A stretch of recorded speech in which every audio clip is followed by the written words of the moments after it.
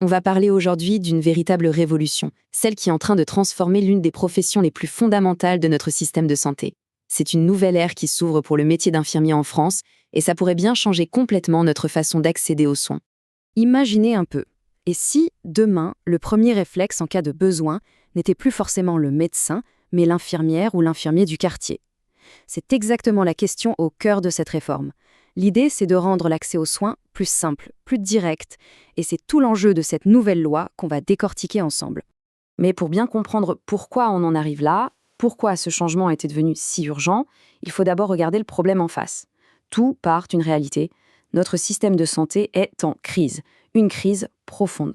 Alors, ces défis, on les connaît. La pénurie de soignants qui touche tout le territoire, les fameux déserts médicaux, une population qui vieillit et qui a de plus en plus de maladies chroniques, et puis des parcours de soins qui ressemblent parfois à un vrai casse-tête pour les patients. Quand on met tout ça bout à bout, on arrive à une situation d'urgence. Il fallait absolument trouver des solutions, repenser les rôles pour garantir que tout le monde puisse se faire soigner. Et face à cette crise, la réponse est venue du côté de la loi. Une nouvelle loi qui vient complètement redessiner les contours de la profession infirmière. Voyons un peu comment ça s'articule. Juste un petit point rapide pour qu'on soit bien clair sur le fonctionnement. En France, il y a d'abord la loi. C'est voté par le Parlement et ça donne la grande vision, le quoi et le pourquoi on fait les choses. Et ensuite, il y a les décrets. Eux, ils viennent du gouvernement et ils expliquent le comment, les règles du jeu concrètes. C'est la feuille de route pour appliquer la loi. Et voici le calendrier de cette transformation. On part d'une loi qui datait quand même de 2004 pour arriver à cette toute nouvelle loi en 2025. Et comme on vient de le voir, les décrets d'application arrivent ensuite, petit à petit, pour construire brique par brique ce nouvel édifice. Bon, entrons dans le vif du sujet. Concrètement, qu'est-ce qu'elle change cette loi? Quels sont ces fameux nouveaux pouvoirs qui donnent beaucoup plus d'autonomie aux infirmiers?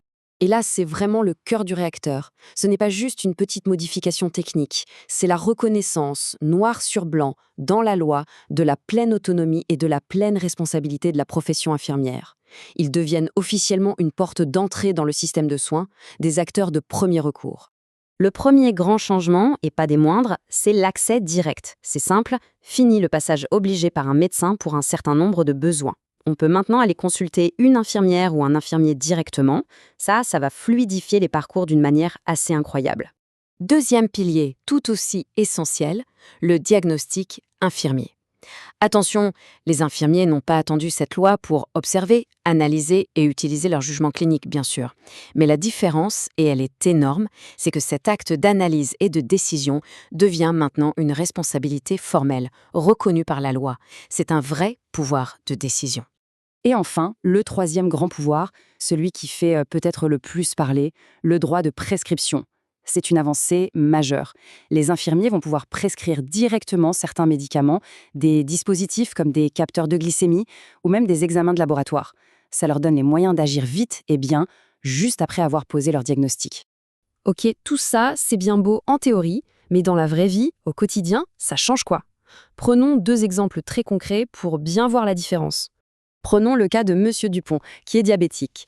Avant, l'infirmière venait, elle appliquait la prescription du médecin, point. Pour le moindre ajustement, il fallait que Monsieur Dupont retourne voir son docteur. Maintenant, c'est complètement différent. Il peut aller voir son infirmière directement, elle fait une évaluation complète, elle pose un diagnostic infirmier, elle adapte son plan de soins et elle peut même lui prescrire un nouveau capteur de glycémie. C'est plus rapide, plus souple, plus efficace pour tout le monde.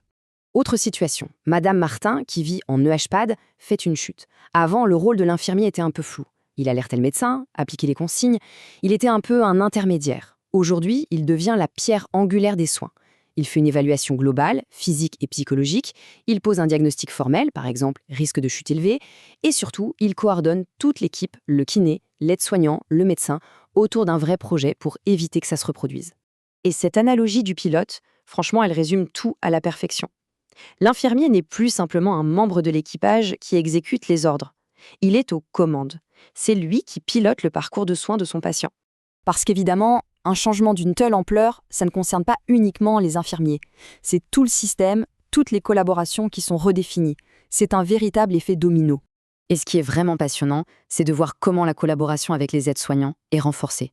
L'aide-soignant, c'est plus que jamais les yeux de l'infirmier sur le terrain. Son observation fine, c'est une information cruciale qui va nourrir le diagnostic de l'infirmier.